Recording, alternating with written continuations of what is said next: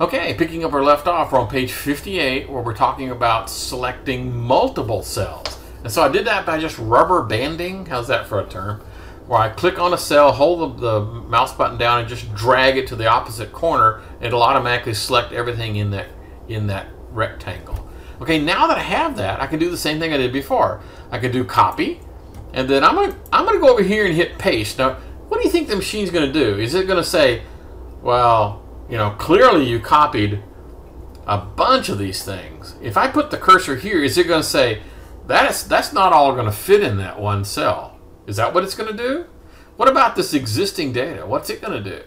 Is it gonna say, oh, tough shit, you're just gonna go away? Well, let's see what happens. I'm gonna hit paste. Okay, it copied everything. Okay, so it did not come back and say, gee, are you sure? You already had data there. It did not say, oh, well, I'm sorry, there's not enough room, because you had all this stuff in here. So selecting a bunch, you only have to put the top corner in.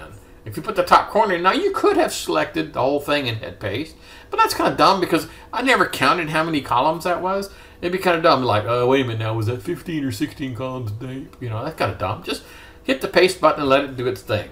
Cool. All right. Drag and drop. Now, this is something that I don't use very often, I'll tell you. But you could select something, and then if you move the cursor inside, see how I have a little the plus sign? Okay, if I move this towards the edge, it turns into a four-headed arrow, okay? Now, the four-headed arrow will allow you to just, it's almost the same thing as doing a cut and paste operation. It's physically going to move it. Now, notice I have some text over here already in this place. So watch what happens when I grab this little guy and drop him onto here. It's going to say, now wait a minute. Did you want to replace the contents of the destination cell? No, wait a minute. How come it didn't, kind of weird, huh? When I did the paste, it didn't have any regard whatsoever for my stuff that I had in there. But I want to do a drag operation. It goes, because it's very easy to accidentally drop something in the wrong place. And they're just being nice to you because, you know how, the cat comes across your keyboard and you bump it, right? And you end up pasting something on top of something very important. Ah! So this is the little thing that comes up and says, yeah, that's what I wanted. So it really is a cut and paste operation, but it's just done manually by dragging and dropping. I don't particularly find that very useful, but hey, some people do. Okay, let's continue. On page 62, they talk about inserting and deleting cells. So let's say, for example, I want to insert a cell right there, okay? Well, I'm sorry, dude. You can't insert a cell. You can insert a row, or you can insert a column, but you can't insert a cell, okay? Because cell is just defined by the intersection of a row and column. So if you want a new one, then you're going to have to get another row, another column kind of thing, right? So let's say, for example, right here where I'm at, if I just do a right click, remember that right click thing? We separate, there's a little insert. And then it says, I don't really know what you want. I mean, because inserts either require you to, create a new row or new column or just move things around, right? It doesn't know which one you want, so it's asking, what do you want? This means give me an entire new row at that location. This means gives me an entire new column in that location. This one says, I think I know what you mean. I really think you meant just scoot everything down a smidgen. So there's no new row gets created, okay? No new column gets created. It just scoots things around. That's what I'm going to do. So shift the remaining cells down, okay? See how that worked? I clicked on it and it took the existing content, went boop, and popped it down. So I didn't actually create a new row or a new column per se. I just scooted things around. So it kind of sort of looked like an insert, but it really wasn't. It was just a fancy move. Okay, cool. Same thing with lining up. Say I'll take an extra, scoot everything to the right or to the left, those kind of things. No big deal. Okay, so if you really do want to insert a row or column, here's how I do it. There's lots of ways. If I click on a column heading, right? Column heading, and do insert, what do you think it's going to do now? Well, see, before they had the three little dots of the ellipses, because that meant I don't know what the hell you want. Here it's going to say, I know exactly what you want. Now here's the question: is the new thing? Let me get a better example. I'm gonna do here. Is the new row going to be to the right or to the left? What do you think? Where is it going to show? Okay, it's very consistent. So this might be one of those test questions. Insert, doink. Okay, it inserted it to the left. Okay, let's grab a row. If I do insert row, is it going to be above that or below that? Insert, doink. So it's always towards that corner, okay? It's always towards this corner. It's always either up. Well, that's actually a strange way of thinking about it. Yeah, okay, it's either up or to the left. That's the way these things happen. So now I've created an entire new row, an entire new column. That's typically the way I'd end up doing things. Okay, I've really mangled this thing here, but next thing we're going to talk about is what's called merge and center.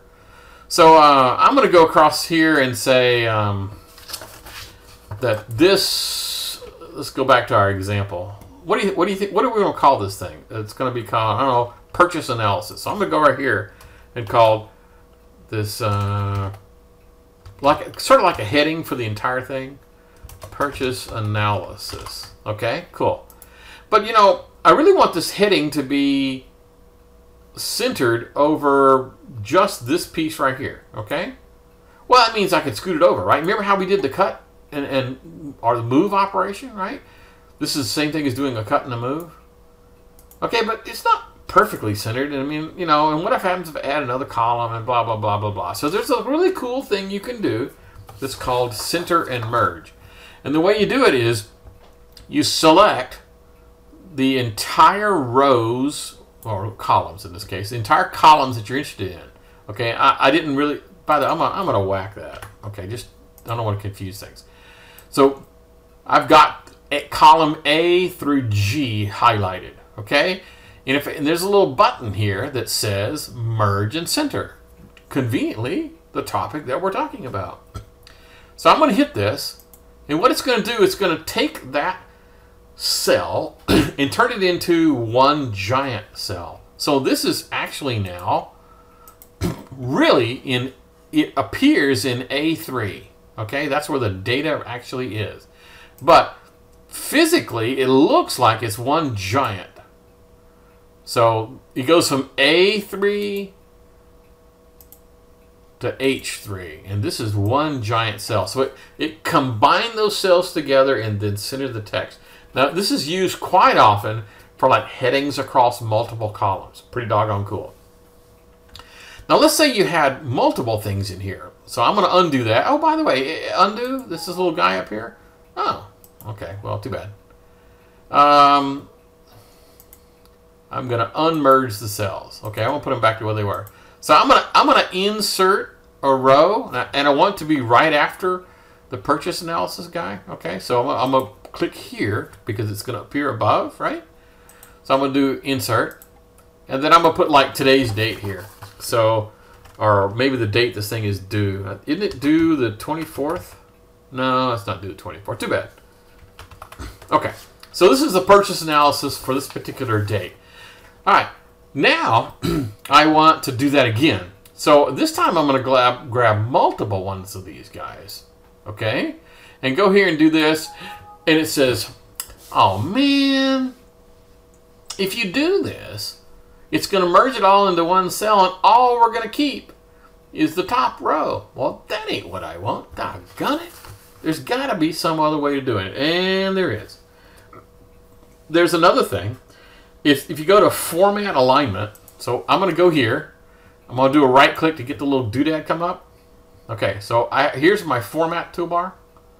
So I'm going to hit Format, and then you have a gazillion options, and trust me, we're going to go into these in future videos. But I'm going to go directly to the one called Alignment, and then one of them is as far as how this thing works, is center across selection. Okay? I'm going to hit that and go doink. And apparently I selected too much. Okay. Apparently I only selected this piece right here. Well, excuse me. Anyway, the point of the story is this is almost the same thing as the merge and center.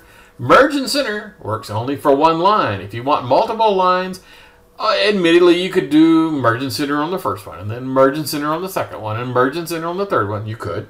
Or you could do what I did, is when it brought up the format, went to alignment, went to horizontal, and changed it to this little doodad we just talked about.